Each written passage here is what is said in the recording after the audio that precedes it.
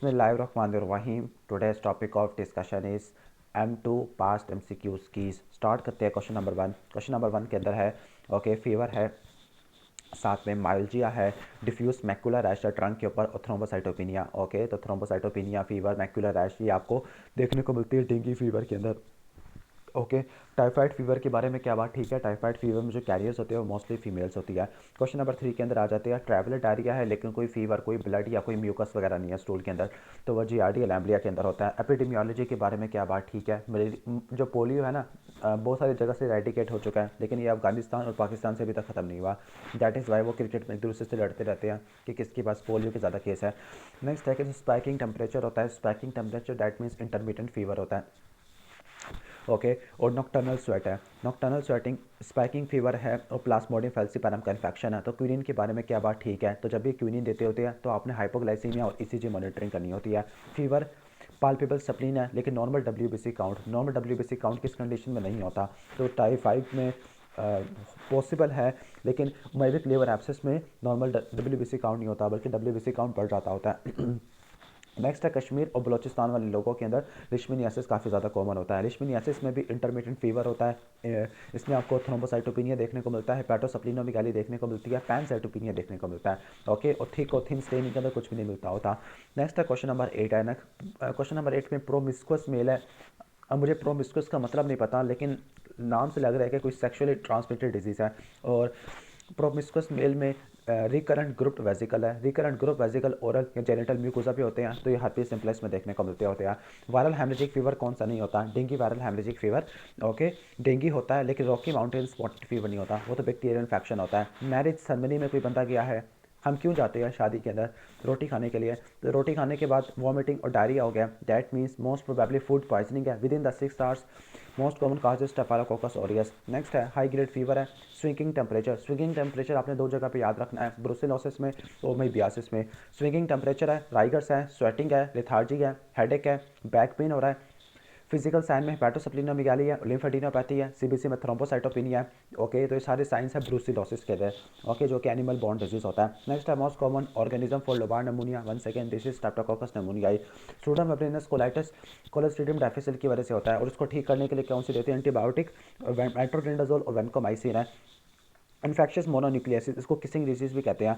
अब इसके बारे में क्या बात ठीक है। एम्पीसिलिन इंड्यूस या अमोक्सिलिन इंड्यूस रैश होता है, यानी पेनिसिलिन इंड्यूस रैश होता है। ओके, कौन सा disease peptic ulcer like manifestation कराता है, डैट मीन्स का कोई लोअर जीआई ब्लीडिंग करा देता है, आयरन डेफिशिएंसी एनीमिया, तो वन सेलेस्टोमा डूडिनेली होता है। सेकेंडरी सिफिलिस के अंदर जनरलाइज पेपुलर रैश होते हैं। Okay, poor prognostic factor in leptospirosis include all of the following. तो लैक्टोस्पायरोसिस जीआईटी को अफेक्ट नहीं करता, लीवर को, लंग्स को। ओके, इसके अलावा रीनल सिस्टम को मल्टी ऑर्गन फेलियर करवा देता होता है। अर्ली डायग्नोस्टिक टेस्ट फॉर लैक्टोस्पायरोसिस, तो जो अर्ली डायग्नोस्टिक टेस्ट होता है वो इंजाइम इम्यूनो से होता है लेकिन जो कंफर्मेशन होता है वो माइक्रोस्कोपिक हिमाग्लूटिनेशन टेस्ट होता है। क्लियर। इसके बाद है कि एक लेडी है जिसको प्राइमरी सिफिलिस हुआ है। प्राइमरी सिफिलिस का मतलब है पेनलेस अल्सर, पेनलेस लिम्फेडिनोपैथी है, तो उसके लिए क्या बात ठीक है, कौन सी एंटीबायोटिक दोगे। प्राइमरी में या सेकेंडरी में इन सब में आप बेंजाइल पेनिसिलिन देते होते हैं। ओके, लेकिन जो आपका न्यूरोसिफिलिस होता है ना उसमें आप प्रोकिन पेनिसिलिन देते होते हैं। नेक्स्ट क्वेश्चन है फीवर है, नाइट स्वेट है फॉर 10 डेज है और इसके 3 फीमेल सेक्सुअल पार्टनर की हिस्ट्री है। और सबसे इंपॉर्टेंट चीज़ है कि soft non tender movable lymph nodes है सर्वाइकल या इंग्वानल रीजन के अंदर। मोस्ट प्रोबेबली सिफिलिस का कोई सिनेरियो हो सकता है। ओके, तो कह रहे हैं कि इसके लिए क्या से टेस्ट नहीं कराते होते, फाइन नीडल एस्पायरेशन शुरू में नहीं कराते होते। इनिशियली तो आप ब्लड लाइन इन्वेस्टिगेशन करा लोगे, सीबीसी वगैरह करा लोगे। क्वेश्चन नंबर 21 के अंदर आई वी ड्रग यूजर है। I V drug user that means ये पॉजिटिव रिस्क फैक्टर है। ओके, अब आईवी ड्रग यूजर जब भी सुनते हो तो स्टेफाइलोकोकस ऑरियस हो सकता है या फिर एचआईवी हो सकता है। ओके, और उसके कल्चर किया गया तो उसमें ग्राम पॉजिटिव कोकाई मिल रही है क्लस्टर के अंदर, डैट मीन स्टेफाइलोकोकस ऑरियस का इन्फेक्शन है। अब हाई रिस्क है तो आपने इसमें वेनकोमाइसिन देनी है मर्सा के लिए। इसके बाद है कि इमरजेंसी रूम में एक फीमेल आई है जिसके नी जॉइंट की स्वेलिंग है और वेजिकुलो पोस्टुलर स्किन की लीजन है। वेजिकुलो पोस्टुलर स्किन की लीजन हर्पीज सिम्प्लेक्स में देखने को मिलती है, जिसमें आपने स्किन की बायोप्सी करनी है। ओके, जिसमें आपको मल्टी न्यूक्लिएटेड जॉइंट सेल मिलते होते हैं, हर्पीज सिम्प्लेक्स में देखने को मिलते हैं। सिफिलिस के बारे में क्या बात ठीक नहीं है, तो अल्फा ऑप्शन सही नहीं है। सिफिलिस को डायग्नोस करने के लिए डार्क फील्ड माइक्रोस्कोपी करनी होती है। क्लियर। इसके बाद नेक्स्ट है कि एक एचआईवी वाला पेशेंट है और वो निमोसिस्टर जीरोविकाई के खिलाफ प्रोफाइलैक्सिस ले रहा है। एक बात याद रख लेना कि जो निमोसिस्टर जीरोविकाई होता है निमोनिया कब कराएगा, जब CD4 काउंट 200 से कम हो जाता है, लेकिन अब इसका CD4 काउंट 330 से ज़्यादा है तो उसको छोड़ सकता होता है। क्लियर, सही हो गया। तो बेस्ट ऑप्शन क्या होगा, he is able to stop pneumocystis jirovecii prophylaxis. कौन सी प्रोफाइलैक्सिस होती है? क्वाड्रीमॉक्सिसोर होती है। जब CD4 काउंट 200 से ज़्यादा का होगा फॉर एटलीस्ट 1 ईयर है। इसके बाद है कि एक पेशेंट है ओके सार्कोइडोसिस का है, लेकिन उसने कोई मेडिकेशन वगैरह नहीं ली और उसको डिफ्यूज एब्डोमिनल पेन है और नॉन ब्लडी वॉमिटिंग वगैरह हो रही है और उसने कुछ गन पला खा लिया था, ठीक है ओके। तो इसका बेस्ट ऑप्शन क्या होगा? तो अपने पेशेंट की रीअश्योरेंस करनी होती है, आपने बताना है कि इसकी जो इलनेस है सेल्फ लिमिटिंग है और अगर वो एडिक्वेट हाइड्रेशन मेंटेन कर सकता है तो कुछ भी नहीं करना होता है। इसके बाद क्वेश्चन नंबर 26 और क्वेश्चन नंबर 27 के अंदर आ जाते हैं। अनप्रोडक्टिव कफ है या ड्राई कफ है, हेडेक है और फीवर है ओके और इसको डिफ्यूज मैक्यूलोपैपुलर रैश है हैंड्स के ऊपर। और सबसे इंपॉर्टेंट चीज़ है बायलैटरल डिफ्यूज इन्फिल्ट्रेट है लंग्स के अंदर। डेट मीन से क्या है? Atypical community acquired pneumonia and the most common cause is mycoplasma निमोनियाई। और माइकोप्लाज्मा निमोनियाई में जो अप्रोप्रिएट ड्रग देते हैं, वैसे ड्रग और चॉइस क्लैरिथ्रोमाइसिन और रिफेम्पिन होता है, लेकिन यहाँ पे है ही नहीं, तो जेटिफ्लॉक्सासिन दे देंगे okay. Fever in elderly okay, बूढ़े लोगों में जो इन्फेक्शन की वजह से फीवर होता है, कौन सा नहीं होता है, यानी फीवर किस वजह से नहीं देखने को मिलता होता, क्लियर? तो थायरोटॉक्सिकोसिस की वजह से फीवर यूजुअली देखने को नहीं मिलता होता। थायरोटॉक्सिकोसिस में हीट की प्रोडक्शन बढ़ जाती है लेकिन फीवर नहीं देखने को मिलता। क्वेश्चन नंबर 19 ये तो पुराना सफ़ा आ गया। क्वेश्चन नंबर 29 है antibiotic therapy in senior citizen में have all of the following except, तो they need half of the adult dose, ये नहीं होता ओके, ये बात सही नहीं है। इसके बाद नेक्स्ट हम आ जाते हैं मैसिव स्प्लीनोमेगाली 3M में देखने को मिलती है, क्रॉनिक प्लेरिया माइलोफाइब्रोसिस और CML में देखने को मिलती होती है। Investigation of choice in enteric fever, तो ब्लड कल्चर होता है फर्स्ट वीक में, सेकंड में विडाल टेस्ट होता है, थर्ड में आपका स्टूल कल्चर और फोर्थ में आपका यूरिन कल्चर आ जाता है। डिक्रीज चेस्ट मूवमेंट है और ब्रेथ साउंड एब्सेंट है और ब्रोंकियल ब्रीदिंग है। ब्रोंकियल ब्रीदिंग 3C में होती है, कंसोलिडेशन, कैविटेशन, कोलैप्स। और कोलैप्स में जो ट्रैकिया होता है सेम साइड पर डेविएट हो जाता होता है, तो ये लेफ्ट लोब का कोलैप्स है। And cause of bronchial breathing on collapse, collapse में जब भी ब्रोंकियल ब्रीदिंग होगी जब मेन ब्रोंकस पेटेंट होगा, अगर मेन ब्रोंकस भी ऑब्स्ट्रक्टेड हो गया तो कोई साउंड नहीं सुनाई देगी ओके। मेनिंजाइटिस के केस में क्या क्या इन्वेस्टिगेशन करानी है? पहले CT स्कैन कर लोगे, फिर आप क्या कर लोगे? लंबर पंक्चर कर लोगे, CSF एनालिसिस कर लोगे। प्रिवेंशन ऑफ डेंगू, तो डेंगू को आपने प्रिवेंट करना है तो आपने सूरज ढलने के बाद पार्क में नहीं जाना और फुल आस्तीन वाली शर्ट पहनी है। Drug to treat typhoid in pregnancy okay, typhoid अगर प्रेगनेंसी में हो गया तो आपने एमॉक्सिलिन देनी होती है ओके। एंटीबायोटिक इंड्यूस डायरिया, तो कोलोस्ट्रीडियम डाइफिसिल की वजह से होता है। सूडोमोनास कोलाइटिस होता है, clear? Meningitis due to gram negative rod, तो ग्राम नेगेटिव रॉड की ग्राम नेगेटिव डिप्लोकोकाई, तो निजेरिया मेनिंजाइटिस होता है। Vesicles in viral infection, vesicles papulovesicular eruption herpes simplex virus में देखने को मिलती होती है, क्लियर? डेंगू के सिम्टम अगर फर्स्ट 3 to 4 डेज में आ रही है तो जो आपने इन्वेस्टिगेशन करानी है NS1 एंटीजन करानी है। सेकंड वीक में आपने IgM और IgG करा लेते होते हैं, छठे से लेकर 7वें दिन पर। काज ऑफ नमूनिया इन एड्स, तो एड्स में नमूनिया कब होगा? जब CD4 काउंट 200 से कम हो जाएगी। निमोसिस्टिस जीरोवेकाई की वजह से होता है। प्रोफाइलैक्सिस में क्वाड्रीमॉक्सिसोल लेते होते हैं। नेक्स्ट है इंक्रीज लैक्टेट लेवल, सेप्सिस में देखने को मिलते हैं। Marker of severity of sepsis okay, मतलब सीवियर सेप्सिस कब लेबल करेंगे? जब लैक्टेट का लेवल 22 से ज़्यादा का होगा। और मोर्टेलिटी कब लेबल करेंगे? जब 75 से ऊपर होगा। Vector of chikungunya virus Aedes aegypti होता है, सेम जो डेंगू वाला था। इन्वेस्टिगेशन फॉर स्केबीज, तो स्केबीज में आपने जो माइट है और इसके बुर्रोस है उसको आपने एग्जामिन करना होता है under KOH preparation. Next investigation of primary syphilis sorry manifestation primary syphilis में पेनलेस चैनकर पेनलेस लिम्फेडिनोपैथी देखने को मिलती है। Marker of immunity in hepatitis B, तो वह सरफेस एंटीबॉडी होती है। पेशेंट विद इंटरमीडिएट फीवर है और ह्यूज सप्लीन है तो वह मलेरिया आ जाएगा। Treatment of metronidazole resistant amoebic abscess, तो वो क्या आ जाएगी? टीनाडाजोल आ जाएगी okay. 3 month history of non bloody diarrhoea है और बस इसमें फीवर नहीं होना चाहिए, ब्लड नहीं होना चाहिए, म्यूकस नहीं होना चाहिए, ट्रैवल की हिस्ट्री हो तो वो GRDS हो जाएगा। ब्रुसेलोसिस जूनोटिक डिजीज है, फार्मर में होता है, स्विंगिंग टेम्परेचर होता है, लिम्फेडिनोपैथी होती है, हेपाटोस्प्लीनोमेगाली देखने को मिलती होती है, क्लियर? थ्रोम्बोसाइटोपिनिया देखने को मिलता है। Management of dengue shock syndrome, तो ब्लड ट्रांसफ्यूजन प्लेटलेट ट्रांसफ्यूजन देनी होती है, IV फ्लूइड्स वगैरह देनी होती है। Immuno compromise patient with lung complication है तो HIV पॉसिबल हो सकता है। पेन है, फीवर है, टेंडर राइट अपर क्वाड्रेंट है ओके, टेंडर राइट अपर कॉन्ट्र हाइपोकॉन्ट्रिया मतलब लीवर एब्सेस हो जाएगा। Causative agent of infection due to reheated rice की वजह से बैसिलस सीरियस का इन्फेक्शन देखने को मिलता होता है। एड्स वाले पेशेंट में अगर CD4 काउंट 100 से कम है तो टॉक्सोप्लाज्मोसिस हो जाएगा। इसके बाद है इन्वेस्टिगेशन फॉर मलेरिया, तो जिम्सा स्टेनिंग करा लेते हैं। ट्रांसमिशन ऑफ हेपेटाइटिस A और E फीकल ओरल रूट से जाते होते हैं। इन्फेक्शन इन सैवरेज वर्कर लेप्टोस्पायरोसिस होता है। माइटर रिगर्जिटेशन है ओके और हाइपरटेंशन है, ये एसोसिएटेड होते हैं लीवर सिस्ट के साथ। This disease is called polycystic kidney disease. इसमें colonic diverticula, hypertension, abdominal wall defect, berry aneurysm, aortic regurgitation, mitral regurgitation और लीवर सिस्ट एसोसिएटेड होते हैं। Side effect of isoniazid neuropathy होता है। इसके अलावा हेपाटोटॉक्सिक भी होती है, ऐसा का MCQ भी आया हुआ था। Treatment of painless ulcer with rash okay, painless ulcer with rash, most probably किसकी बात कर रहे हैं, सिफिलिस की बात कर रहे हैं। तो सिफिलिस में आप क्या देते हैं, बेंजाल पेनिसिलिन देते होते हैं। Treatment of syphilis one second benzal penicillin है, ओके। और न्यूरोसिफिलिस के लिए आप प्रोकेन देते पेनिसिलिन देते हैं। Most common ocular complication of leptospirosis subconjunctival haemorrhage होता है, रिट्रोऑर्बिटल पेन और माइल्जिया डेंगू में देखने को मिलता होता है। एक्यूट रोमैटिक फीवर में आपने जोन्स क्राइटेरिया अप्लाई करना है, माइनर के अंदर आपका पीआर इंटरवल प्रोलॉन्ग हो जाता होता है फर्स्ट डिग्री हार्ट ब्लॉक की वजह से। मर्सा के केस में आप वैनकोमाइसिन इस्तेमाल करते हैं। एचआईवी के लिए स्क्रीनिंग के लिए एलाइजा और कंफर्मेशन के लिए वेस्टर्न ब्लॉटिंग है। माइल्ड सप्लीनोमेगाली टाइफाइड फीवर में देखने को मिलती है। मैसिव सप्लीनोमेगाली मलेरिया फाइब्रोसिस और सीएमएल में देखने को मिलती है। ब्लैक वाटर फीवर और black colour urine cerebrum malaria में देखने को मिलता है। Most common UTI causing organism ये कौन सा होता है, ई कोलाई होता है, ओके। इसके बाद नेक्स्ट है like cause of dry cough in AIDS. तो एड्स में ड्राई कफ क्यों होती है, हीमोफिलस इन्फ्लुएंजा की वजह से देखने को मिलती है। CD4 काउंट है उन पेशेंट में जो कि इंग्लैंड से आया हुआ है, तो HIV हो जाएगा। आई डोंट नो कि इंग्लैंड का नाम क्यों लिया है, क्यों बदनाम किया इंग्लैंड को, क्या वहाँ पे HIV के केस ज़्यादा होते हैं। Rose spots on abdomen typhoid fever में देखने को मिलते हैं। Treatment of vulval vesicle, okay. Vulval vesicle क्यों हो सकती है, हर्पीज सिम्प्लेक्स वायरस टाइप 2 की वजह से होती है, तो आपने ओरल ए साइक्लोविर और फोस्कार्नेट इस्तेमाल करनी होती है। ट्रीटमेंट ऑफ सूडोमेम्ब्रेनस कोलाइटिस, तो IV मेट्रोनिडाजोल या ओरल वैनकोमाइसिन दे सकते हैं। हाइपोटेंशन विद शॉक सिंड्रोम, तो डेंगू में देखने को मिलता है। Dengue haemorrhagic fever dengue shock syndrome है, ओके। रग्बी प्लेयर है, उसको रिंग लाइक क्यूटेनियस लीगन है, रिंग लाइक क्यूटेनियस लीगन, तो ये क्या होती है, डर्मेटोफाइट्स का इन्फेक्शन होता है। एसेप्टिक मेनिंजाइटिस, तो इसमें लिम्फोसाइटोसिस देखने को मिलती है वायरल काजेस की वजह से। कॉम्प्लिकेशन ऑफ मम्स, तो मम्स की क्या कॉम्प्लिकेशन होती है, बच्चों में ऑर्काइटिस होता है और बड़ों में आपको एसेप्टिक मेनिंजाइटिस देखने को मिल सकता होता है। या मैं उल्टा तो नहीं बता गया, बच्चों में एसेप्टिक मेनिंजाइटिस होता है, अडल्ट में ऑर्काइटिस होता है। हाइपोटेंशन इन डेंगू पेशेंट, तो डेंगू शॉक सिंड्रोम हो जाएगा। ट्रैवल की हिस्ट्री या नॉन ब्लडी डायरिया है, कोई फीवर शीवर भी नहीं है, तो GRDSS हो जाएगा। ड्रग और चॉइस इन ओमेबियासिस, तो मेट्रोनिडाजोल आ जाएगा। Confirmatory test for farmer with hilar lymphadenopathy, या फार्मर है हाइलर लिम्फेडिनोपैथी है, मोस्ट प्रोबेबली TB और ब्रुसेलोसिस को आपने रूल आउट करना होता है और लिम्फ नोड की बायोप्सी ले लोगे। बूस्टर डोज फॉर कोविड 6 महीनों के बाद लगती है। Determination of fluid leakage in dengue, तो अपनी हेमाटोक्रिट के लेवल वगैरह देख लेते होते हैं, okay. Quarantine time of Covid, तो कितना होता है, 14 डेज होता है। अब कोविड के बारे में क्या बात ठीक है, जो हेपरिन होती है थ्रोम्बोएम्बोलिज्म के रिस्क को कम कर देती है। ड्रग और चॉइस फॉर टाइफाइड इन पाकिस्तान, तो पाकिस्तान के लिए स्पेशली एजिथ्रोमाइसिन होती है। इरिथेमा मार्जिनेटम रूमेटिक फीवर का मेजर क्राइटेरिया होता है, फीवर है, सोर थ्रोट है, सर्वाइकल लिम्फेडिनोपैथी है, स्प्लीनोमेगाली है, इन्फेक्शस मोनोन्यूक्लियोसिस का ट्रायड है, बायलैटरल सबमैंडिबुलर ग्लैंड की स्वेलिंग है, तो ये मम्स है और मम्स में एंटीवायरल ड्रग का कोई काम नहीं होता। आर्थराइजिया, यूरेथ्राइटिस और रैश है, यानी आर्थराइटिस, कंजंक्टिवाइटिस और यूरेथ्राइटिस, ये गोनोकोकल इन्फेक्शन होता है, यानी रिटर सिंड्रोम होता है। टाइफाइड टेस्ट फर्स्ट वीक में ब्लड कल्चर, सेकंड में विडाल, थर्ड में स्टूल और फोर्थ में यूरिन कल्चर होता है। Diagnosis and test for fever and blue spots in macrophages और स्पॉट्स ऑन द ट्रंक है, तो इसमें कौन क्या करना होता है आपने, ओके।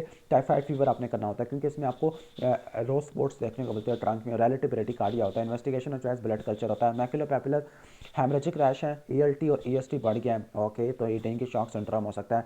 सेंट्रीपिटल डिस्ट्रीब्यूशन, सेंट्रीपिटल का मतलब है कि ये ट्रंक पे देखने को मिलेंगे और ये पिलियोमॉर्फिक है कि मैक्यूल आया, फिर पैप्यूल आया, फिर वेजिकल आया, फिर पोस्ट्यूल आया, फिर स्कैब बन गया, तो ये चिकन पॉक्स होता है। Confirmatory test for gonorrhoea in males, तो ग्राम स्टेनिंग ऑफ एक्सुडेट आपने कराना होता है। अब है मोस्ट रिपीटेड MCQs, तो हिस्ट्री ऑफ सेक्सुअल कॉन्टैक्ट है और पेनलेस चनकर है। पेनलेस लिम्फेडिनोपैथी प्राइमरी सिफिलिस में होती है। सेकेंडरी सिफिलिस में आपको पेनलेस रैश देखने को मिलता है। टर्शियरी सिफिलिस में गुमाज होते हैं, CNS और CVS के लिए होती है। CVS में योटिक रूट एनेरिज्म और योटिक रिगर्जिटेशन होता है, और CNS के अंदर टेबिस डोर्सालिस, आर्गाइड रॉबर्टसन प्यूपिल और मेनिंजोवास्कुलर स्ट्रोक वगैरह हो सकता है। डायग्नोसिस बनाने के लिए डार्क फील्ड माइक्रोस्कोपी यूज़ करते हैं। इसके अलावा आप FTA ABS वगैरह टेस्ट करा लेते होते हैं, RPR VTRL टेस्ट भी करा लेते हैं। ड्रग और चॉइसेस बेंजेथाल पेनिसिलिन है और न्यूरोसिफिलिस में आप प्रोकिन पेनिसिलिन देते हैं। Step ladder fever, continuous fever, abdominal pain है, हेडेक है, रिलेटिव ब्रेडिकार्डिया है, रोज स्पॉट्स एब्डोमेन के ऊपर है, सप्लीनोमेगाली एंटेरिक फीवर में होती है। इन्वेस्टिगेशन और चॉइस इन फर्स्ट वीक, तो ब्लड कल्चर होती है। कैरियर्स मोस्टली फीमेल होती है, मेल्स यूजुअली अफेक्टेड होते हैं। ड्रग और चॉइस इन पाकिस्तान एजिथ्रोमाइसिन होती है और प्रेगनेंसी में मॉक्सिलिन देनी होती है। High grade irregularly spiking fever malaria की निशानी है। फाइगर्स एंड चिल्स है, एनीमिया है, जॉन्डस है, टेंडर हिपाटोसप्लिनोमेगाली है और CNS की मैनिफेस्टेशन है, ओके। वैसे CNS की मैनिफेस्टेशन सेरेब्रल मलेरिया के फॉर्म में होती है, तो ये मलेरिया आ जाएगा। अब मलेरिया में आपने थिक और थिन जिम्सन स्टेनिंग करनी होती है। कॉम्प्लिकेशन क्या है, ब्लैक वाटर फीवर है, सेरेब्रल मलेरिया और मैसिव सप्लीनोमेगाली आपको देखने को मिलती है क्रोनिक मलेरिया में। सेवरेज वर्कर है, DVM डॉक्टर है, हाई ग्रेड फीवर है, जॉन्डस और ओलिगोजूरिया लेप्टोस्पायरोसिस में देखने को मिलता है। सीरोलॉजी करा लोगे, सबसे पहले IgM एंटीबॉडी देख लोगे, फिर माइक्रोस्कोपिक एग्लूटिनेशन टेस्ट कर लोगे 7th डे पर। मोस्ट कॉमन ओकुलर कॉम्प्लिकेशन सब कंजक्टिवल हैमरेज होता है। ड्रग और चॉइस इन IV ड्रग यूजर जिसको एंडोकार्डाइटिस हो गया, तो डेट मीन्स कि स्टेफोलोकोकस ऑरियस की वजह से, तो वैनकोमाइसिन आपने देनी होती है। हाई ग्रेड फीवर है, रिट्रोवाइटल पेन है, लो प्लेटलेट है, इंक्रीज हेमाटोक्रेट है। ओके, हेमाटोक्रेट ज़्यादा होने का मतलब है फ्लूइड लीक हो रहा होता है। और क्या होता है, जनरलाइज मलेरिया माइल्जी या डेंगू फीवर में देखने को मिलता है। अगर साथ ब्लड प्रेशर भी कम है तो डेंगू शॉक सिंड्रोम हो जाएगा। क्लियर। और इसकी मैनेजमेंट क्या होती है, ब्लड ट्रांसफ्यूजन से ठीक करना होता है। प्रिवेंशन में आपने पार्क वगैरह में नहीं जाना होता। फीवर विद ड्राई कफ है और सोर थ्रॉट है, यानी अगर आपको अपर रिस्पिरेटरी ट्रैक इन्फेक्शन देखने को मिले लाइक फीवर, ड्राई कफ है, शॉर्ट थ्रॉट है, लेकिन सैचुरेशन कम हो गई है, लिम्फोपीनिया है, न्यूट्रोफिल टू लिम्फोसाइट रेशियो बढ़ गई है, तो ये कोविड का इन्फेक्शन होता है। करेंटीना टाइम पाकिस्तान में 14 डेज होता है। बूस्टर डोज 46 मंथ के बाद आके लगती है। हेपरिन देते हैं to reduce the risk of thromboembolism. Abroad history है मतलब इंग्लैंड समझ लो। रिस्पिरेटरी इश्यूज़ है, लिम्फेडिनोपैथी है, CD4 काउंट कम हो गया है तो एड्स है। स्क्रीनिंग के लिए एलाइजा और कंफर्मेशन में वेस्टर्न ब्लॉटिंग है। और टॉक्सोप्लाज्मोसिस कब होगा, जब CD4 काउंट 100 से कम हो जाएगा। 200 से कम होगा तो न्यूमोसिस्टिस जुरेविकाई हो जाएगा। अगर 50 से कम होगा तो माइकोबैक्टीरियम एवियम इंट्रासेलुलर कॉम्प्लेक्स हो जाएगा। ओके, सही हो गया। और आपने इसकी प्रोफाइलैक्सिस जब देनी होती है जब CD4 काउंट 200 से कम होता है। अगर ज़्यादा हो जाए 200 से और 6 महीनों से ज़्यादा का तो आपने प्रोफाइलैक्सिस छोड़ देनी है। कौन सी प्रोफाइलैक्सिस देते हैं, कोट्रीमोक्सासोल। फार्बर है, स्विंगिंग टेम्परेचर है, राइगर्स एंड चिल्स है, headache, backache, hepatosplenomegaly, lymphadenopathy, thrombocytopenia, brucellosis होता है। Treatment of pseudomembranous colitis caused by Clostridium difficile, तो वो मेट्रोनिडाजोल और वैनकोमाइसिन होता है। ओके, तो पहला सेक्शन तो ख़त्म हो गया है। नेक्स्ट हम आगे चलते हैं, मेरा least favourite topic, this is a nephrology. Okay, 45 year old man है जिसको रेगुलर हीमोडायलिसिस पर रख दिया है। डैट मीन्स या तो उसको AKI हो गया या CKD हो चुका है, और इसको वीकनेस है और एक्सर्शनल फटीग है। वीकनेस और एक्सर्शनल फटीग CKD वाले पेशेंट में क्यों होती है, एनीमिया की वजह से, due to deficiency of erythropoietin है। ब्लड प्रेशर ज़्यादा है, डैट मीन्स CKD कन्फर्म है। ओके, और HB देखो 9 है, तो इस HB 9 होने की वजह से वीकनेस और एक्सर्शनल फटीग हो रहा है। डैट इज़ वाई आपने क्या देना है, एरिथ्रोपोइटिन देना होता है। क्वेश्चन नंबर 2 के अंदर चलते हैं। Long history of shortness of breath है और ankle oedema. Shortness of breath क्यों होती है CKD वाले पेशेंट में, मोस्ट प्रोबेबली हाइपोएल्ब्यूमिनीमिया होता है जिसकी वजह से प्लूरल एफियन हो जाती है, शॉर्टनेस ऑफ ब्रेथ हो सकती है। या शॉर्टनेस ऑफ ब्रेथ ऐसे भी हो सकती है कि मेटाबॉलिक एसिडोसिस है, उसकी कंपनसेशन रिस्पिरेटरी सिस्टम से आ रही होती है। एंकल का एडीमा है, ओके, सोडियम कम हुआ पड़ा है, पोटेशियम भी कम हुआ पड़ा है और उसको वीकनेस भी है। तो ये फाइंडिंग किस वजह से हो सकती है, ये फाइंडिंग हो सकती है डायूरेटिक लेने की वजह से। ओके, डायूरेटिक थेरेपी की वजह से सोडियम, पोटेशियम, हाइपोवोलीमिया ये देखने को मिलता होता है। क्रॉनिक अनट्रीटेड रीनल फेलियर या CKD, इसकी वजह से क्या आपको देखने को मिलता होता है। ओके, तो CKD में आपको क्या देखने को मिलेगा, CKD में आपको हाइपर कैल्सीयूरिया आपको देखने को मिल सकता होता है। ठीक हो गया। ओके, क्योंकि ना किडनी वो जो होता है ना, किडनी ने विटामिन D को बनाना होता है और विटामिन D नहीं बनेगा तो कैल्शियम की रीअब्जॉर्प्शन नहीं हो पाती, जिसकी वजह से हाइपर कैल्सीयूरिया देखने को मिलता होता है। AKI को CKD को डिफरेंशिएट करने के लिए अल्ट्रासाउंड कराते हैं, अगर किडनी श्रिंक होगी तो वो CKD होता है। क्वेश्चन नंबर 5 में आ जाते हैं, नेफ्रोटिक सिंड्रोम है। ओके, तो नेफ्रोटिक सिंड्रोम में जो कॉर्टिकोस्टेरॉइड होते हैं वो मिनिमल चेंजेस में ही इफेक्टिव होते हैं। अगर 14 फॉलोइंग स्टेटमेंट इज करेक्ट होता है तो कौन सी बात ठीक है, तो रीनल फेलियर में जो कैल्शियम लेवल होते हैं नॉर्मल टू लो होते हैं। इनसेंसिबल वाटर लॉस होता है 80 cc या 100,000 तक वैसे होता है, लेकिन चलो 500 टू 800 रट्टा मार लो। अभी फैक्चुअल इस पर क्या करें हम बात। इसके बाद नेक्स्ट हम आगे चलते हैं। ओके, प्राइमरी बिलियरी सिरोसिस के अंदर आपको क्या मिलेगा, लिपिड प्रोफाइल के अंदर तो आपको जेंथिलिस्मा जेंथोमास देखने को मिलती होती है। गाउचर डिजीज़ के अंदर क्या होता है, बीटा ग्लूकोसाइडेज का डेफिशिएंसी आपको देखने को मिलती होती है। नेक्स्ट है कि एक्यूट अटैक ऑफ गाउट है लेफ्ट नी के अंदर, which is the most likely underlying metabolic cause क्या होगा, किडनी ने यूरिक एसिड के एक्सक्रीशन को कम कर दिया है, हाइपर यूरिसीमिया की वजह से गाउट प्रेसिपिटेट हो जाता होता है। इसके बाद नेक्स्ट है कि सीरम ऑस्मोलैलिटी कैलकुलेट करनी है। फार्मूला क्या होता है, सोडियम को 2 से मल्टीप्लाई करना है, ग्लूकोज को आपने डिवाइड करना होता है 18 से, और ब्लड यूरिन नाइट्रोजन को डिवाइड करना है 2.8 से। तो ये मैथमेटिकल आप देख लेना। इसके बाद क्रॉनिक रीनल फेलियर वाला पेशेंट है, CKD वाला पेशेंट है, उसको पाल्पिटेशन है, पीएच कम हुई पड़ी है। CKD वाला पेशेंट जब भी आ जाए तो मेटाबॉलिक एसिडोसिस रट्टा मार लेना होता है। क्लियर, सही हो गया। और देखो उसका पोटेशियम काफ़ी ज़्यादा हुआ है, तो सबसे पहले आपने पोटेशियम की मैनेजमेंट करनी है। कैसे करोगे, IV कैल्शियम ग्लूकोनेट दोगे, पोटेशियम को सेल के अंदर भेजोगे। कैसे भेजोगे, सेल के अंदर उनको आवाज़ दे दोगे तो वो चले जाएंगे सेल के अंदर, सही है। तो इंसुलिन दे दोगे, ग्लूकोज दे दोगे, इसके अलावा आप सोडा बाइकार्बोनेट दे दोगे, और मतलब इनसे आप और बीटा 2 एगोनिस्ट दे दोगे, और पोटेशियम को बॉडी से बाहर निकालोगे, कैसे निकालोगे? फेरासिमाइड से, रिजोनियम से या डायलिसिस से। क्वेश्चन नंबर 13 के अंदर आ जाती है पीएच 1 सेकेंड कम हुई पड़ी है, ओके। और CO2 का लेवल देखो, CO2 का लेवल नॉर्मल 40 होता है ना, कम हो गया, डैट मीन्स कि रिस्पायरेटरी तो नहीं हो सकती, मेटाबॉलिक है, ओके। और कंपनसेशन अगर चेक करें तो कंपनसेशन भी सही से नहीं आई, तो ये मिक्स्ड डिसऑर्डर है, मेटाबॉलिक और रिस्पायरेटरी होता है। कैसे कैलकुलेट किया मैंने? विंटर फार्मूले से किया। तो आप विंटर फार्मूले को इरफान मसूद से एक मरतबा देख लेना कि 1.5 को मल्टीप्लाई कर देते हैं हम बाइकार्बोनेट से, +8 करते हैं, +-2 करते हैं। इरफान मसूद से देख लेना विंटर फार्मूला। ECG में रिड्यूस पी वेव है विद वाइडेंड QRS कॉम्प्लेक्स है और टाल टेंटेड टी वेव है, ओके। तो ये किस में देखने को मिलती है? हाइपरकलीमिया में देखने को मिलती है, ओके। हाइपरकलीमिया में इनिशियली टाल टेंटेड टी वेव होती है, ओके। फिर पी वेव गायब होना शुरू हो जाती है, QRS कॉम्प्लेक्स मिलना शुरू हो जाती है टी वेव से, साइन वेव बनना शुरू हो जाती है, लास्ट में वेंट्रिकुलर टैकीकार्डिया, वेंट्रिकुलर फिब्रिलेशन देखने को मिल जाते हैं। नेक्स्ट चलते हैं, क्वेश्चन नंबर 15 है। क्वेश्चन नंबर 15 है कि मेटाबॉलिक सिंड्रोम में क्या नहीं होता? मेटाबॉलिक सिंड्रोम में HDL ज़्यादा नहीं होता, कम होता है। बाकी मेटाबॉलिक सिंड्रोम में सेंट्रल ओबेसिटी होती है, हाइपरटेंशन होता है, ग्लूकोज इंटॉलरेंस देखने को मिलता होता है, ओके। और क्या देखने को मिलता होता है? HDL कम हो जाता होता है और टैग बढ़ जाता है। इसके बाद नेक्स्ट है प्लूरल फिगर है, साइटीज है और एंकल स्वेलिंग है, डेट मीन्स ये है किडनी का मसला है। एक बात रट्टा मार लेना, M2 के पेपर में जब भी कोई ऐसा सवाल आया हो, कोई चीज़ सूझ गई है तो किडनी का ही मसला होगा, क्योंकि लीवर और हार्ट तो हमने M1 में पढ़ लिया है। बस छोटी सी ट्रिक शेयर कर दी है जो सिर्फ M2 में ही काम आती है। ब्लड प्रेशर बढ़ा हुआ है और ELT का लेवल देखो नॉर्मल है, डेट मीन्स के लीवर को कोई मसला शसला नहीं है, ओके। और कोलेस्ट्रॉल का लेवल काफ़ी ज़्यादा बढ़ा हुआ है। तो नेक्स्ट अप्रोप्रिएट मैनिफेस्टेशन क्या होगी, ओके। अब देखो उसका कोलेस्ट्रॉल का लेवल बढ़ा हुआ है, एसाइटीज़ है, डेट मीन से नेफ्रोटिक सिंड्रोम हो सकता है। तो इसमें आप क्या करा लोगे? नेक्स्ट आपकी यूरिनरी प्रोटीन एस्टिमेशन आ जाएगी, क्लियर, जिसमें 3.5 ग्राम पर 24 आवर्स से ज़्यादा आपको देखने को मिलेगा। नेक्स्ट चलते हैं, एक पेशेंट है जिसको हाइपरटेंशन है। इसके बाद नेक्स्ट हम आगे चलते हैं कि ओके, हाइपरटेंशन है, पाल्पेबल किडनी है और एब्डोमिनल अल्ट्रासाउंड में बायलैटरली इनलार्ज सिस्टिक किडनी है, that means autosomal dominant polycystic kidney disease होता है। तो इसके साथ टेस्टिकुलर एट्रोफी एसोसिएटेड नहीं होती।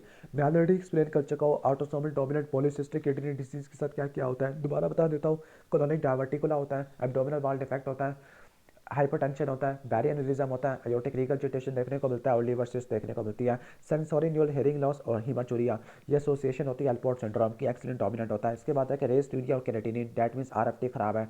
तो प्री रीनल और रीनल एजोटीमिया को कैसे डिफरेंशिएट करते होते हैं? बहुत सारी चीज़ें होती है, लेकिन जो बेस्ट है वो फ्रैक्शनल एक्सक्रीशन ऑफ सोडियम होता है, क्लियर। अगर फ्रैक्शनल एक्सक्रीशन ऑफ सोडियम 1% से कम हो तो वो प्री रीनल है, अगर ज़्यादा हो जाए तो वो रीनल आ जाता है। इसके अलावा blood urea nitrogen over creatinine देखते होते हैं, अगर 20 से ज़्यादा है तो वो प्री रीनल है, अगर 20 से कम है तो वो इंट्रा रीनल होती है, क्लियर, सही हो गया। इसके अलावा यूरिन की ऑस्मोलैलिटी दे सकते हो, अगर वो 500 से ज़्यादा की है तो वो प्री रीनल है, अगर 300 तक है तो वो इंट्रा रीनल होती है। Characteristics of glomerular proteinuria are all of the following except, okay. तो ग्लोमेरुलर प्रोटीन यूरिया में मसला ट्यूबुलर रीअब्जॉर्प्शन के अंदर नहीं होता, क्लियर। इसके बाद चलते हैं क्वेश्चन नंबर 21 में चलते हैं। क्वेश्चन नंबर 21 में एक्यूट ऑनसेट ऑफ एडीमा और हिमाचुरिया है, डैट मीन से ग्लोमेरुलर नेफ्राइटिस है और इसको ओरल पेनिसिलिन से ठीक किया गया था for sore throat, that mean से पोस्ट स्ट्रेप्टोकोकल ग्लोमेरुलर नेफ्राइटिस है। तो ऑलरेडी में 2 लाइनों के अंदर ही डायग्नोस बना दिया हमने। इसके बाद नेक्स्ट चलते हैं, नेफ्रोटिक सिंड्रोम का पेशेंट है, ओके, ठीक है। उसकी कंडीशन प्रोग्रेस होना शुरू हो गई है, एडीमा शडीमा होना शुरू हो गया है। अब ये चूंकि अडल्ट वाला पॉपुलेशन है, अडल्ट वाले में जो नेफ्रोटिक सिंड्रोम होता है ये होता है मिनिमल मेम्ब्रेनस नेफ्रोपैथी होता है और ये हेपेटाइटिस बी और सी से एसोसिएटेड होता है, बी से ज़्यादा एसोसिएटेड होता है। क्वेश्चन नंबर 23 है, in a patient with heavy proteinuria renal biopsy की गई है, ओके। तो रीनल बायोप्सी किस कंडीशन में कॉन्ट्राइंडिकेटेड होती है? अगर पेशेंट का डायस्टोलिक ब्लड प्रेशर क्या हो 120 से ऊपर हो, तो इस केस में रीनल बायोप्सी क्या होती है? कॉन्ट्राइंडिकेटेड होती है, एब्सोल्यूट कॉन्ट्राइंडिकेशन। क्या क्या और कॉन्ट्राइंडिकेशन होती है रीनल बायोप्सी की? लाइक अगर किसी बंदे को कोई कोआगुलेशन डिसऑर्डर है, कोई ब्लीडिंग के डिसऑर्डर होते हैं, उस केस में भी रीनल बायोप्सी नहीं कर सकते, सही है। आगे चलते होते हैं हम नेक्स्ट, ओके। क्वेश्चन नंबर 24 है, कोलिसिस्टेक्टमी फॉर गालस्टोन, यानी एक बंदे की कोलिसिस्टेक्टमी हुई थी, ओके, और उसको जेंटामाइसिन दी गई थी। जब भी आपने जेंटामाइसिन पढ़ना है M2 वाले पेपर में, तो जेंटामाइसिन को रट्टा मार लेना, ये अमाइनोग्लाइकोसाइड होती है, एक्यूट ट्यूबुलर नेक्रोसिस करवा देती है। तो जेंटामाइसिन की वजह से क्या होगा? एक्यूट ट्यूबुलर नेक्रोसिस हो जाएगा, या आपको AKI देखने को मिलेगा। AKI में क्या होता है? क्रिएटिनिन का लेवल क्या हो जाएगा? 0.3 मिलीग्राम पर डेसीलीटर से बढ़ जाता होता है, क्लियर, सही है। या फिर 50% से ज़्यादा बढ़ जाता होता है, या फिर यूरिन आउटपुट क्या होती है? 0.5 ml पर kg/h से कम हो जाती होती है। तो यहाँ पर AKI हो गया, तो जेंटामाइसिन इंड्यूस नेफ्रोटॉक्सिसिटी है, एक्यूट ट्यूबुलर नेक्रोसिस हो गया। इसके बाद सीवियर CKD है। CKD वाले पेशेंट में मेटाबॉलिक एसिडोसिस क्यों होता है? क्योंकि किडनी हाइड्रोजन आयन को एक्सक्रीट करती होती है। क्वेश्चन नंबर 26 पे आ जाते हैं।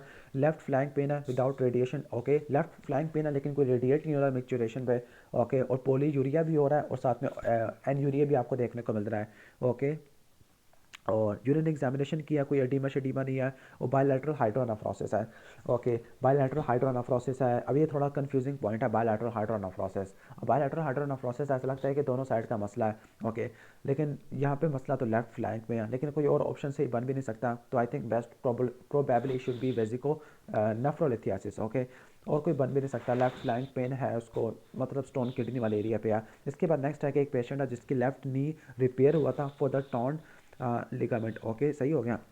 इसके बाद है पोस्ट ऑपरेटिवली उसको एक ड्रग दी गई थी एस्टामाइनोफेन है फॉर द पेन है, ओके सही हो गया। अब उसका एग्जामिनेशन हुआ, अब एग्जामिनेशन में पल्स 75 है।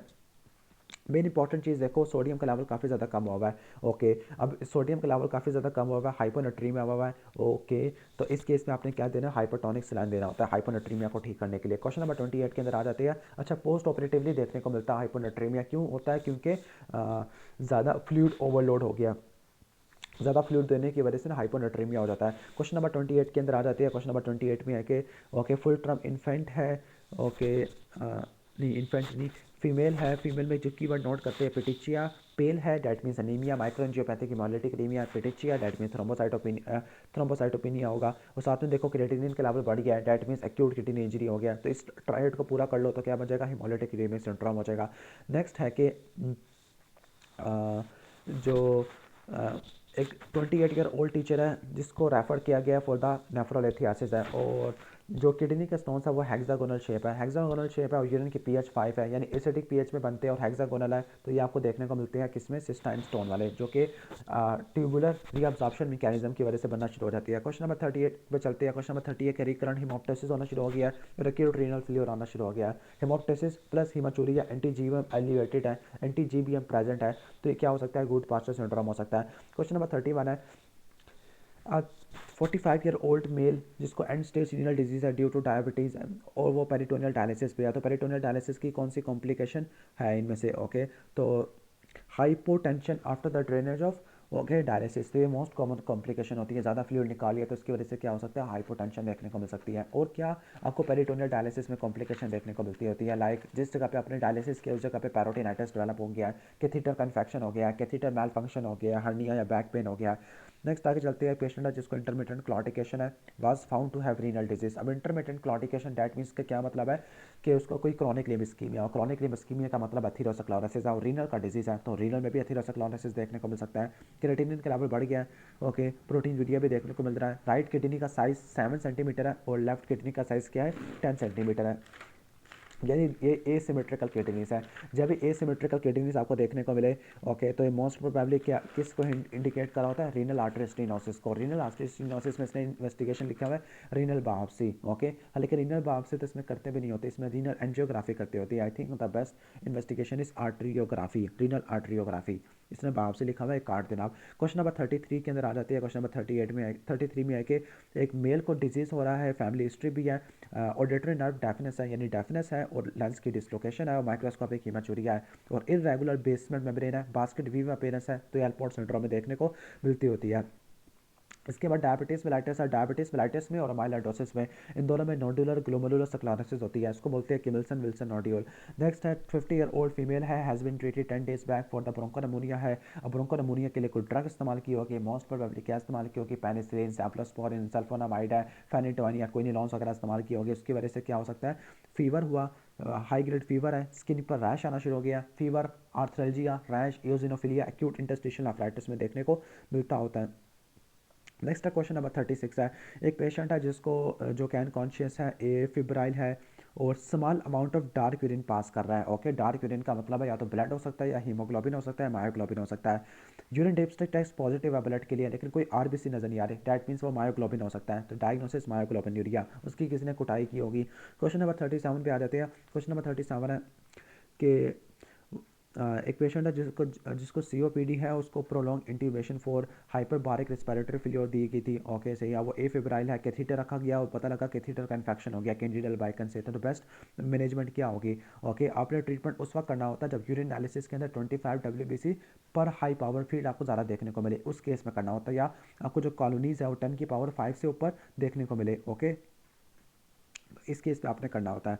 इसके बाद हम नेक्स्ट आगे चलते होते हैं क्वेश्चन नंबर 38 पे चलते होते हैं। क्वेश्चन नंबर 38 है acute onset of left flank pain है जो कि ग्रॉइन पे रेडिएट कर रहा है। डेट मीन्स क्या है? यूरेट्रिक एल्कुलाई है। यूरेट्रिक और रीनल स्टोन को देखने के लिए नॉन कंट्रास्ट HRCT करते होते हैं, non contrast helical CT scan करते होते हैं। नेक्स्ट क्वेश्चन है कि मल्टीपल माइलोमा वाला पेशेंट है, क्रिएटिनिन का लेवल ज़्यादा हुआ है, what is the mechanism of renal failure in multiple myeloma?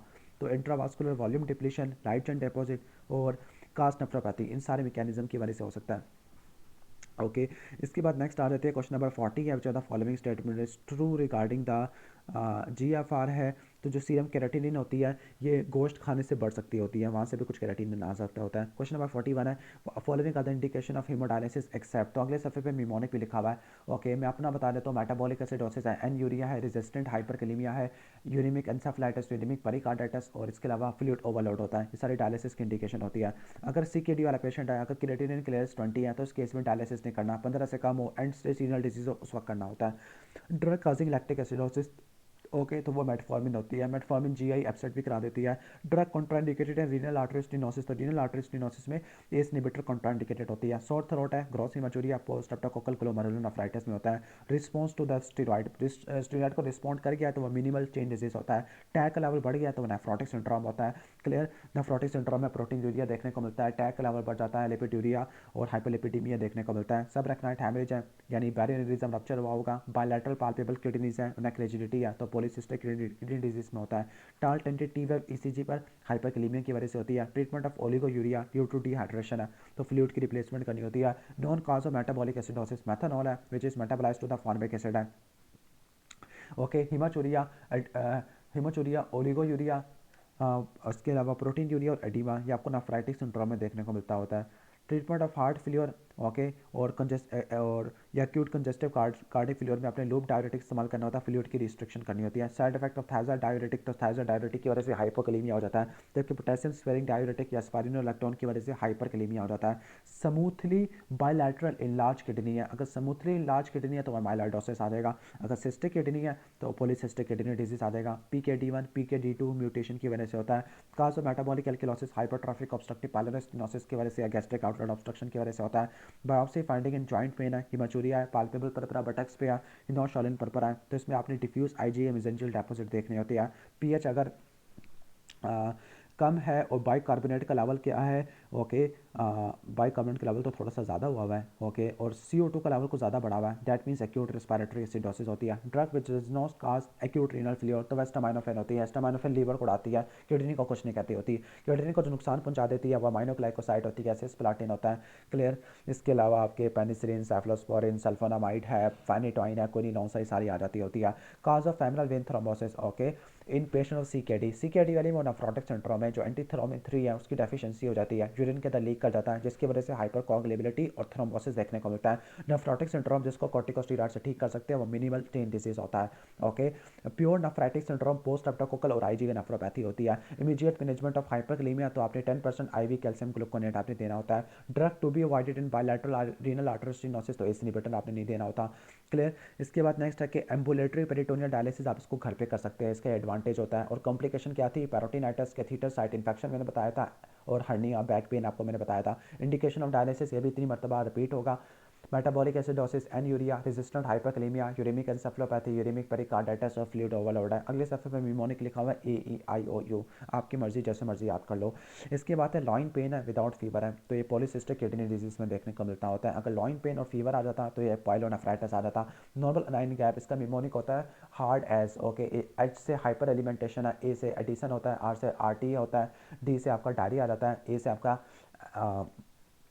एस्टाजोलामाइट है, SS स्पाइरोलैक्टोन और सिलानिन फिंगर है। एब्डोमिनल पेन है और रैश है लग्स पर, पाल्पेबल परपरा है तो हिनोशॉलिन परपरा में देखने को मिलता होता है। Drug for treatment of child with nephrotic syndrome तो प्रेडनिसोलोन, साइक्लोफॉस्फामाइड देनी है, उसके अलावा ACE inhibitor ARB for proteinuria oedema के लिए।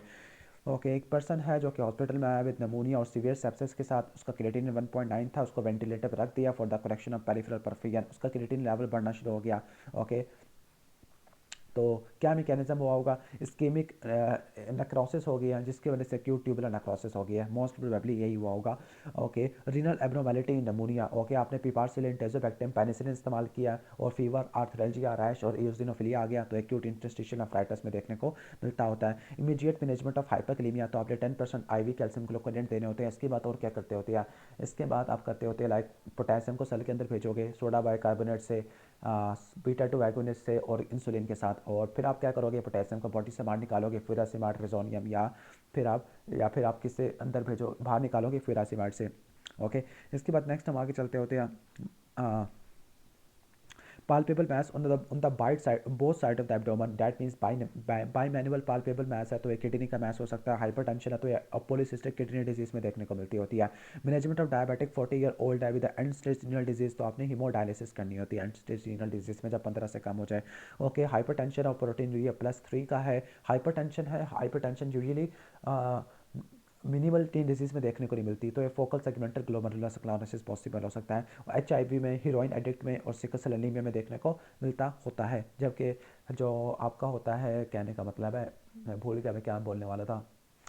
हाँ, लाइक मिनिमल टीन डिजीज़ ये आपको एनसेट्स में और हॉजकिन लिम्फोमा की वजह से होता है, जबकि आपका मेम्ब्रेनो प्रोलिफरेटिव है ये हेपेटाइटिस बी सी की वजह से होता है, और मेम्ब्रेनस वाला ये भी हेपेटाइटिस बी और सी की वजह से होता है। Amyloidosis, multiple myeloma, Waldenstrom, macroglobulinaemia, inflammatory bowel disease, rheumatoid arthritis और टीबी की वजह से देखने को मिलता है। ये सारी एसोसिएशन आपको मैंने बता दिया, याद कर लेना। Dark colour urine after 2 day history of sore throat, तो IgA नेफ्रोपैथी है। Okay, young girl having RFT range है, आर्थराइटिस है और फोटोसेंसिटिविटी है, तो ल्यूपस नेफ्राइटिस में देखने को मिलता है। Frank haematuria with haemoptysis, haemoptysis Goodpasture syndrome में देखने को मिलती होती है। Management in case of BP, okay BP 90/100 है विद वॉमिटिंग। ओके, तो सबसे पहले आपने BP को मेंटेन करना नॉर्मल सलाइन से, फिर आपने सोडियम को करेक्ट करना होता है। एन यूरिया फॉलोड बाय पोलीजूरिया, तो एक्यूट किडनी इंफाक्शन में देखने को मिलता होता है। ओके, इसके बाद है protein urea, hypo albuminaemia, edema और लिपिड यूरिया नेफ्रोटिक सिंड्रोम में देखने को मिलता है। जॉइंट पेन, हिमाचुरिया, पाल्पेबल परपरा, हिनोशोलिन परपरा में देखने को मिलते हैं। डिफ्यूज IgA मेसेंजियल डेपोजिट होती है।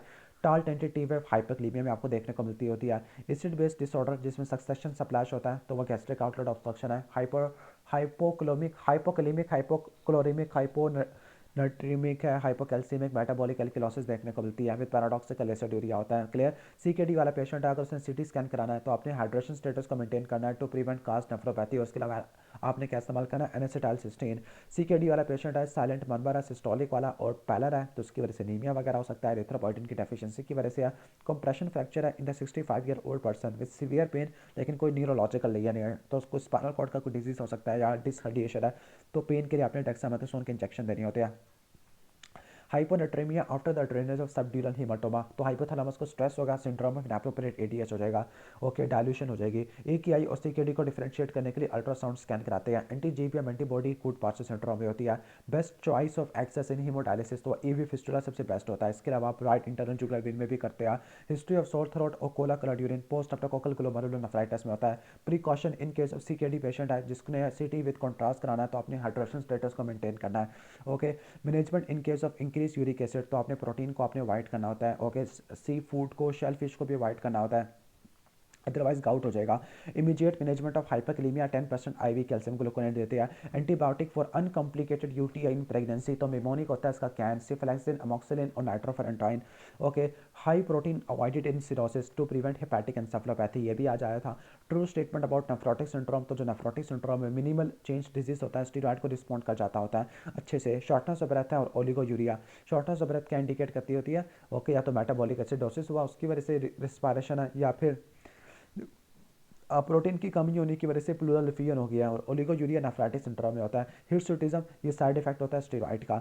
Cause of polyuria, okay, polyuria polydipsia hypercalcaemia की वजह से देखने को मिल सकता होता है। पोलीयूरिया पोलीडिप्सिया आपको डायबिटीज इंसिपिडस में भी होता है, डायबिटीज मेलाइटिस में भी देखने को मिलता होता है, और इसके अलावा हाइपर एल्डोस्टेरोनिज्म में भी देखने को मिलता है। Water excess relative to the hyponatraemia, okay, यानी पानी का ज़्यादा ओवरलोड हो गया जिसने सोडियम को डाइल्यूट कर दिया, तो nephrotic syndrome, congestive heart failure हो सकते हैं या सिरोसिस हो सकता है, स्पेसिफिकली ड्यूरिंग डायूरेटिक थेरेपी में। रीनल आर्टरी स्टेनोसिस में इस इनहिबिटर अवॉइडेड करने होते हैं। सीकेडी में मेटफॉर्मिन कॉन्ट्राइंडिकेटेड होती है, अदरवाइज लैक्टिक एसिडोसिस हो जाएगा। अल्कोहलिक वाले पेशेंट में सीबीसी में क्या मिलेगा, एमसीवी बढ़ जाता है। Risk due to nephrotic syndrome, nephrotic syndrome की वजह से क्या होती है, थ्रोम्बोएम्बोलिज्म और इन्फेक्शन होने के चांसेस बढ़ जाते हैं। Management of pericarditis due to chronic kidney disease, तो आपने डायलिसिस वगैरह करनी होती है। Haematuria and protein in urine है 5 days after the sore throat है, तो आईजी नेफ्रोपैथी आपको देखने को मिलती है। Paraneoplastic syndrome in small cell lung cancer, तो syndrome of inappropriate ADH होता है। Gross haematuria in patient having sore throat few days ago, तो आईजी नेफ्रोपैथी आ जाती है। Okay, normocytic normochromic anaemia CKD वाले पेशेंट में तो एरिथ्रोपोइटिन की डेफिशिएंसी की वजह से होता है। Tall tainted T wave ECG पे हाइपरकलीमिया की वजह से होती है। काज ऑफ नगमा, नगमा का मिमोनिक बता देता हार्ड एस। ओके, और जो हगमा का मिमोनिक होता है, हगमा का उसका मिमोनिक है मड पाइल्स। एम से मेथनॉल पॉइजनिंग है, यू से यूरीमिया, डी से आपका आ जाएगा DKA, पी से पैराल्डिहाइड आ जाएगा, आई से एसोनियाजाइड है, एल से लैक्टिक एसिडोसिस है, ई से एथेनॉल और एच से सैलिसाइलेट है। ओके, हाइपरकलीमिया ये साइड इफेक्ट होता है लिसिनोप्रिल, यानी ये लिसिनोप्रिल के एस इनहिबिटर है। ठीक है, treatment of post cholecystectomy hyponatraemia, यानी पोस्ट कोलिसिस्टेक्टमी की वजह से हाइपोनेट्रेमिया हो गया और ज़्यादा फ्लूइड दे दिया, तो आपने 3% हाइपोटोनिक सलाइन देना होता है। ओके, इसके बाद है drug to be avoided in CKD, तो आपने मेटफॉर्मिन को अवॉइड करना होता है। बायलैटरल रीनल आर्टरी स्टेनोसिस में आपने एस इनहिबिटर इस्तेमाल नहीं करनी होती, और रीनल आर्टरियोग्राफी आपने करनी होती है। सोर थ्रोट हुआ 4 से लेकर 6 हफ्तों के बाद आपको कोला कलर्ड यूरिन देखने को मिलता है, तो वो पोस्ट स्ट्रेप्टोकोकल ग्लोमेरुलोनेफ्राइटिस होता है। इसको आपने आईजी नेफ्रोपैथी से डिफरेंशिएट करना होता है। इसमें हिस्ट्री आपको डेज में देखने को मिलती है। Best way to differentiate AKI और सीकेडी, तो अल्ट्रासाउंड किडनी साइज आ जाता है। क्लियर, अल्ट्रासाउंड से आपने किडनी का साइज को देखना होता है। And don't forget investigation of choice for nephrology, यानी जो स्टोन्स के लिए होती है नॉन कॉन्ट्रास्ट सिटी स्कैन होती है। फ्रैंक हीमोचूरिया और हीमोप्टिसिस गुड पास्चर सिंड्रोम में होता है, एंटी GBM एंटीबॉडी देखने को मिलती है। वैगनर में आपको upper respiratory tract, lower respiratory tract और रीनल इन्वॉल्वमेंट देखने को मिलती है। इंडिकेशन ऑफ डायलिसिस, तो AEIOU लिखा हुआ है, ए से एन्यूरिया और एसिडोसिस है, ई से इलेक्ट्रोलाइट हाइपरकलीमिया है, आई से इंटॉक्सिकेशन ऑफ डायलाइजर सब्सटेंस है, ओ से ओवरलोड ऑफ फ्लूइड, और यू से यूरेमिक पेरिकार्डाइटिस, यूरेमिक एंसेफलाइटिस और यूरेमिक ब्लीडिंग आ जाती होती है। एक्यूट रीनल फेलियर है, सेंसोरी न्यूरल हेयरिंग लॉस है और लेंस की डिसलोकेशन है। एंटीरियर लेंटिकोनस है, तो एल्पोर्ट सिंड्रोम हो जाएगा, एक्सीलेंट डोमिनेंट होता है। हाइपर एक्यूट टाल टेंटेड टी वेव ICG पे हाइपरक्लीमिया में देखने को मिलती है। हाइपोक्लीमिया में टी वेव की फ्लैटनिंग होती है, यू वेव देखने को मिलती है। इमीडिएट मैनेजमेंट ऑफ हाइपरक्लीमिया, तो IV कैल्शियम ग्लूकोनेट आपने देना होता है। गैस्ट्रिक आउटलेट ऑब्स्ट्रक्शन में मेटाबॉलिक एल्किलोसिस विद हाइपोक्लीमिया देखने को मिलता है। सेरेब्रल अगर किसी को हाइपोनेट्रेमिया हो गया, okay, to prevent cerebral oedema, okay, तो आपने क्या देना होता है, फिरासीमैट देना होता है, और 3% हाइपरटोनिक नॉर्मल सलाइन आपने इस्तेमाल करना होता है। क्लियर, सही हो गया। ओके, ऑलमोस्ट ये हो जाएगा। ओके, ये हमारा टॉपिक फिनिश हो गया, बल्कि अब हम नया चैप्टर देख लेते हैं। ये कौन सा चैप्टर स्टार्ट हो गया, अच्छा, एंडोक्राइन वाला। तो एंडोक्राइन वाला इसमें फिनिश कर देते हैं, फिर हम लाइक साइकेट्री वाला, और चलो देखते हैं जितना पॉसिबल हो सकता है। 26-year-old women present with the episode of dizziness mainly in understanding, that means orthostatic hypotension है और हाइपरक्लीमिक एसिडोसिस है। हाइपरक्लीमिक एसिडोसिस और orthostatic hypotension most probably Addison disease हो सकता है। एल्डोस्टेरोन की डेफिशिएंसी है। एक्रोमेगाली में क्या होता है, एक्रोमेगाली में सॉफ्ट टिश्यू ऑफ स्किन और टंग की ग्रोथ आपको देखने को मिलती होती है। सेकेंडरी डायबिटीज मेलाइटिस किन किन कंडीशन की वजह से हो सकता है, फियोक्रोमोसाइटोमा की वजह से हो सकता है, एक्रोमेगाली की वजह से, कुशिंग सिंड्रोम की वजह से हो सकता है, और या हीमोक्रोमेटोसिस की वजह से देखने को मिल सकता होता है। मलेस है, वीकनेस और वॉमिटिंग का, इंसुलिन डिपेंडेंट डायबिटीज मेलाइटिस है। तो DK के बारे में क्या बात सही है जो उसके डायग्नोस को सपोर्ट करता है। तो DK में क्या होता है, या तो यूरिन में या ब्लड में कीटोन बॉडी का आ जाना, या दूसरा आपको हाई 9 गैप मेटाबॉलिक एसिडोसिस मिलना, जिसमें बाइकार्बोनेट का लेवल कम हो जाएगा। इसके बाद इस क्वेश्चन पे आ जाते हैं, एक पेशेंट इमिड्रियोन ले रहा है फॉर इंटरमीडिएट एट्रियल फिब्रिलेशन है। अब उसको टायर्डनेस और फटीग होना शुरू हो गया है। क्लिनिकली व्यू थायराइड है विद नो पाल्पेबल गोइटर, लेकिन अब TSH का लेवल देखो कम हो गया है। तो इमिड्रियोन की वजह से क्या हो गया, हाइपोथायराइडिज्म हो गया। इसको बोलते हैं हम, ओके, वुल्फ चाइकोफ इफेक्ट। अगर ज़्यादा हो जाए, हाइपरथायराइडिज्म हो जाए, तो उसको बोलते हैं जॉर्ज वेसिडियो इफेक्ट। डाउन सिंड्रोम के बारे में क्या बात ठीक नहीं है, डाउन सिंड्रोम में ट्राइसोमी 18 नहीं होती, ट्राइसोमी 21 होती है। इम्पेयर्ड ग्लूकोज इंटॉलरेंस OGTT में कब लेबल करेंगे, जब 140 से लेकर 200 के दरमियान में होगा। क्लियर, क्वेश्चन नंबर 8 के अंदर 3 मंथ हिस्ट्री है एजिटेशन की, वेट लॉस की और मेंस्ट्रुअल इरेगुलरिटी की। वेट लॉस आ गया और मेंस्ट्रुअल इरेगुलरिटी है। स्पेसिफिकली क्या हो सकता है, ओलिगोमेनोरिया हो सकता है, तो ये हाइपरथायराइडिज्म का सिनेरियो आ रहा है। ग्रेविस डिजीज आ गया, क्योंकि यहाँ पे ब्रूई भी आ गया है। क्लियर, TSH रिसेप्टर एंटीबॉडी आपने करानी होती है। क्रॉनिक एड्रीनल इंसफिशिएंसी को कौन सा फेवर नहीं करता होता, हाइपोग्लाइसीमिया एपिसोड्स, ये आपको एक्यूट में देखने को मिलती है, क्रॉनिक में नहीं देखने को मिलती। Amenorrhoea, galactorrhoea, on and off headache है, बाइटेम्पोरल सुपीरियर क्वाड्रेंटोनोपी आपको देखने को मिलता है। तो ये क्या होता है, लाइक एक्रोमेगाली की वजह से, या पिट्यूटरी एडिनोमा या प्रोलैक्टिनोमा की वजह से हो सकता है। तो आपने MRI ब्रेन करानी होती है। नेक्स्ट इंपॉर्टेंट इन्वेस्टिगेशन, ठीक हो गया। नेक्स्ट है हाइपोग्लाइसीमिया किस में देखने को मिलता है, यहाँ पे कोई भी सही ऑप्शन नहीं है, तो यहाँ पे मोस्ट प्रोबेबली हाइपोपिट्यूटरिज्म वगैरह आपको देखने को मिल सकता होता है। ओके, बाकी यहाँ पे कोई और ऑप्शन सही बन भी नहीं सकता, इसलिए ग्लूकागोनामा लिखा हुआ है। ओके, अच्छा, इसके बाद नेक्स्ट हम आगे चलते होते हैं। Which of the following illness causes delayed ankle jerk. Delayed ankle jerk को बोलते हैं वोल्टमैन साइन, और वोल्टमैन साइन देखने को मिलता है हाइपोथायराइडिज्म के अंदर। डिफ्यूज गॉइटर किस में देखने को नहीं मिलता, सेंट्रल हाइपोथायराइडिज्म में नहीं देखने को नहीं मिलता। सेंट्रल हाइपोथायराइडिज्म का मतलब है टीएसएच है ही नहीं, तो वो क्या गॉइटर कराएगा। क्वेश्चन नंबर 14 है among the cause of short stature the most common होता है वो कॉन्स्टिट्यूशनल ग्रोथ डिले होता है, ये पीरियड्स का क्वेश्चन होता है। इसके बाद नेक्स्ट है टाइप 2 डायबिटीज वाला पेशेंट है, HbA1c 6.4 है, माइल्ड हाइपरटेंशन और हाइपरलिपिडीमिया होता है। तो इसमें आपने जो एक बात याद रख लेना, जो लिपिड प्रोफाइल होता है हर 5 साल बाद कराते हैं, आई का एग्जामिनेशन हर 1 साल बाद, यूरिन के अंदर माइक्रो एल्ब्यूमिन यूरिया 30 से लेकर 300 तक होता है, या यूरिन एल्ब्यूमिन क्रिएटिनिन रेशियो करा लोगे वो भी 30 से ज़्यादा की होती है। ओके, ये सब करा लोगे हर साल। इसके बाद है एक पेशेंट है जो कि ओसीपी ले रहा है, उसको एबिनूरिया डेवलप हो गया, मोस्ट प्रोबेबली क्या हो सकता है, ओसीपी फेल हो गई या प्रेगनेंसी हो गया। ओके, क्वेश्चन नंबर 17 है 25 ईयर ओल्ड फीमेल है, नर्सिंग स्टूडेंट है।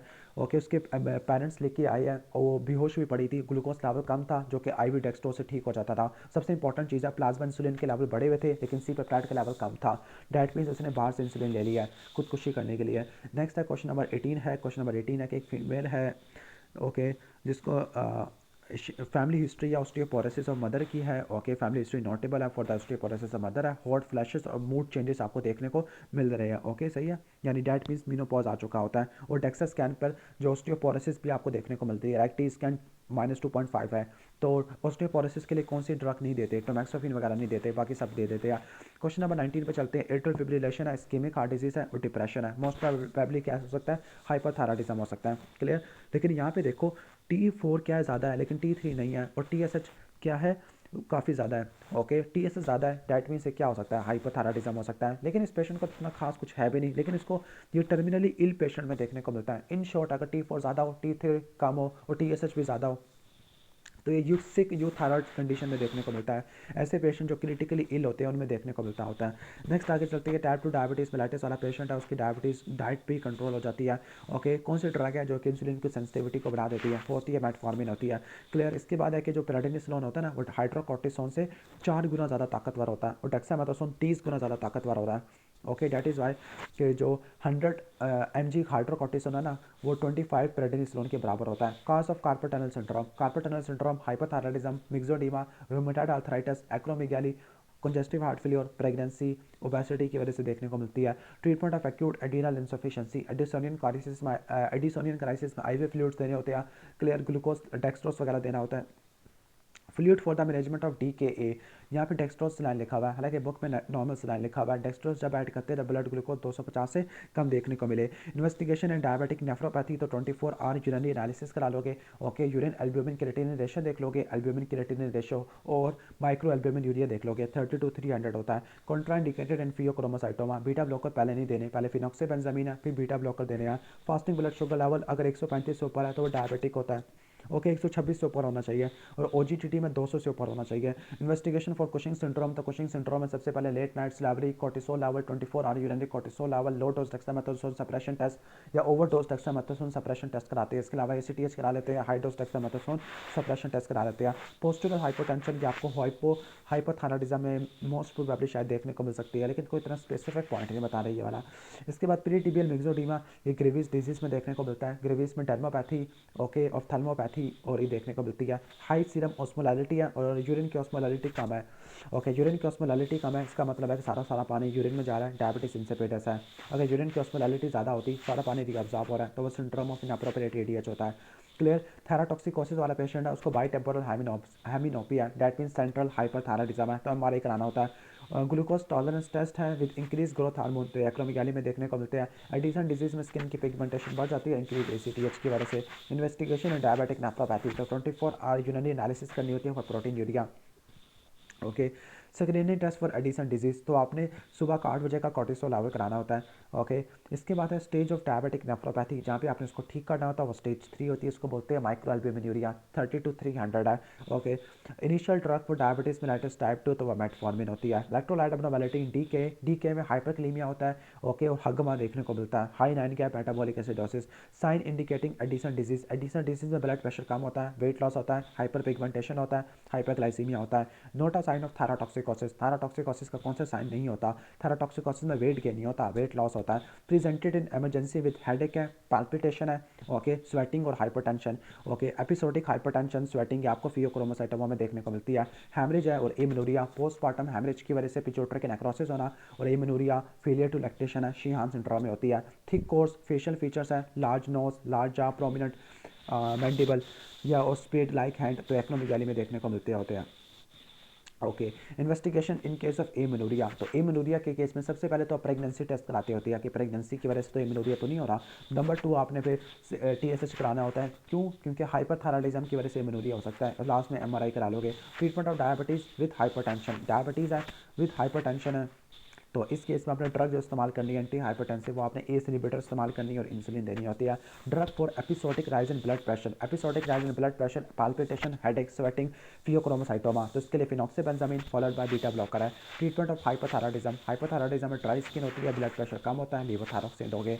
Increase hyper pigmentation on skin, hyper pigmentation on skin, okay, तो ये एडिसन डिजीज़ में देखने को मिलती है, रट्टा मार लेना, एडिसन डिजीज़ है। हाइपर पैराथायराइडिज्म है, हाइपर गैलेक्टोरिया है, यानी ओके ठीक है, और hyper galactorrhoea, hyper prolactinaemia, that means ये पेनक्रियास का सॉरी पिट्यूटरी का ट्यूमर है, पिट्यूटरी का ट्यूमर है, पैराथायराइड का ट्यूमर है, तो इमैन सिंड्रोम होता है। Treatment of phaeochromocytoma, phenoxybenzamine followed by beta blocker है।